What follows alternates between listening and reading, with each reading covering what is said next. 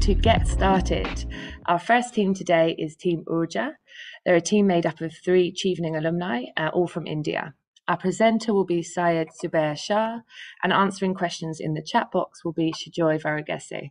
So over to you, Team OORJA. Thank you, Catherine. Hello and good evening from India. We are Team OORJA. Well, OORJA means energy in its physical form, and it signifies the problem we are trying to solve, which is climate change mitigation through sustainable access to energy by using green hydrogen. Next slide, please. So we have identified 2 problems that we are trying to solve through our proposed model. Number 1, high carbon footprint of hydrogen production in India, because currently it's being produced using natural gas. And number 2 is that high renewable energy penetration results in higher ramping requirements of power during peak load hours. So let me explain this statement from the diagram as shown in the slide, which is known as the duck curve, evident from its shape. So duck curve in its simplest form is a demand-supply mismatch. Basically, when the sun is shining, solar power floods the market and it drops off as electricity demand peaks in the evening. So in other words, the power has to be quickly ramped up during the evening hours. So we are proposing to solve these 2 challenges through green hydrogen production. Although these 2 problems might look different from each other on their face value, but through green hydrogen production, we have attempted to link the 2 and provide a common solution. Next slide, please. So we propose an optimization model where we determine the 24-hour schedule of green hydrogen production from electrolyzers using surplus renewable energy. So in other words, we propose electrolyzers as demand response agents, which the system operator, whether it's a DSO or an ISO, can use judiciously for meeting the power ramping requirements. So in simple terms, what we suggest is that the belly of the duck in the duck curve is being filled using the electrolyzers as a load. Well, this particular solution is workable when a high number of electrolyzers are connected to the grid. So basically, a high penetration of electrolyzers is possible only when green hydrogen production is commercially competitive with gray hydrogen or blue hydrogen. And to achieve the break-even point between the 2, we need to address 3 challenges essentially, which are tabulated here, in the table. They are production, transportation, and storage. So if we talk about production from an Indian perspective, the cost of renewable energy in India is one of the lowest in the world, which is highly favorable for reducing the cost of green hydrogen production. Then electrolyzers are capex intensive equipments basically, and they might require government support, and which I'll explain later in slide number 5. Then if we talk about transportation, high transportation cost can be taken care of by installing electrolyzers closer to the consumption sites, basically the hydrogen intensive industries like the steel or fertilizers, etc. So in other words, we are proposing shipping green energy rather than shipping green hydrogen. And this particular idea is actually facilitated by a robust congestion-free transmission network in India. Then if we talk about storage, since we are proposing installation of electrolyzers closer to the consumption sites, closer to the industries, the existing storage facilities for gray or blue hydrogen can be used for the storage of green hydrogen as well. Yeah, next slide, please. Talking about the impact. So our proposed solution has multiple impacts on reducing the carbon footprint. First of all, green hydrogen in itself is a clean source of energy, which clearly reduces the carbon footprint. And second, it acts as an enabler for higher renewable integration into the system. So basically, it has a dual impact, and effectively it reduces the carbon footprint. Yeah, next slide, please.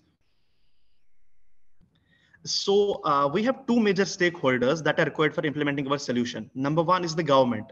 So till the time we achieve the economies of scale, implementation of electrolyzers will require support from the government in the form of capital subsidies in the short term and performance-linked incentives in the long run. 1 minute Also, remaining. introducing zero emission credits for incentivizing the developers, promoting domestic manufacturing of electrolyzers in India for cost reduction. Also, if we talk about the developers, the success of hydrogen economy is largely dependent on developers and investors in this segment. So renewable energy developers investing in electrolyzers can have back-to-back power purchase agreements, and this can be seen as an innovative solution. Why? Because this will mitigate their risk on investment and ensure a higher capacity utilization of the renewable energy plant. So we have analyzed our solution on the PEST and smart matrices. It is perfectly aligned with National Hydrogen Mission of India 2021. Also, the problem posed by the India's renewable energy future because of the duck curve has been publicly acknowledged by the government. Therefore, both the problems that our solution is trying to address are aligned with the priorities of the political executive in India. Another major challenge faced by the existing approaches to green hydrogen production is the financial viability. Our proposal seeks to radically lower the production, radically reduce the production cost of the green hydrogen, thereby making it viable. So, analyzing all the matrices, we can say that our model is scalable, accessible, and implementable. Thank you.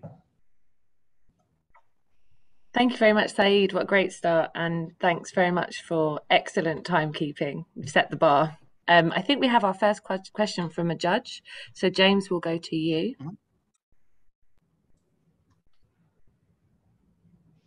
Hi, everyone. Can you hear me okay?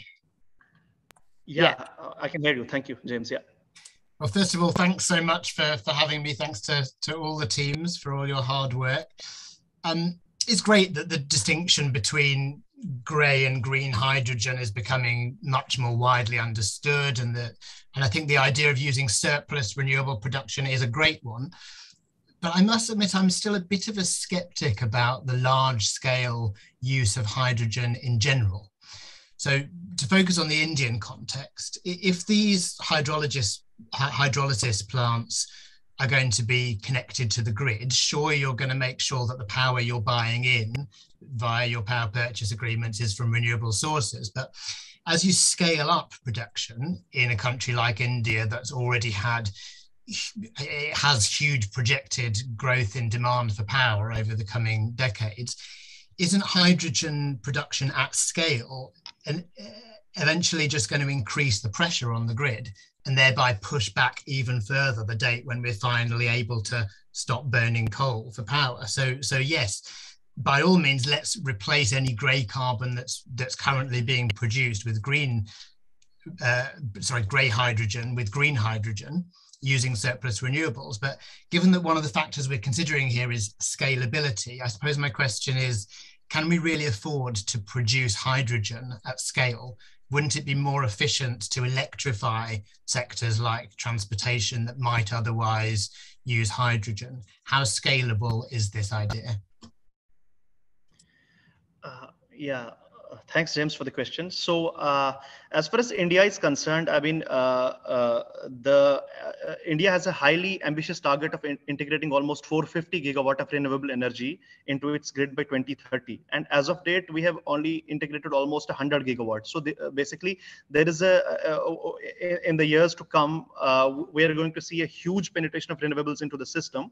And basically, that means that we have ample amount of renewable power in the system.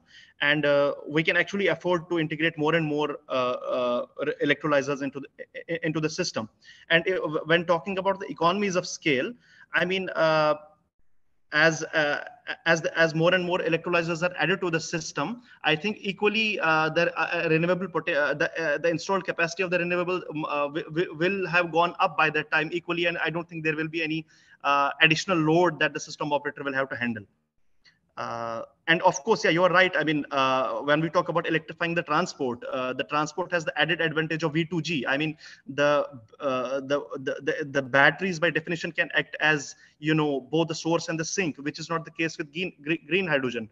But given the fact that the amount of industrial hydrogen, the gray or the blue, it has a very huge carbon footprint. So I think investing in the electrolyzers is actually definitely a viable solution. And like we have already proposed in our model that as of now, the renewable energy developers have this issue that because of their intermittency or because of their variability, they're struggling to have long-term power purchase agreements with the consumers. So if we incentivize them, the RE developers to install the electrolyzers itself, they can have the back-to-back arrangements like between the electrolyzer and the RE developer, thereby mitigating their risk, and we can actually ensure that more and more renewable is added into the system.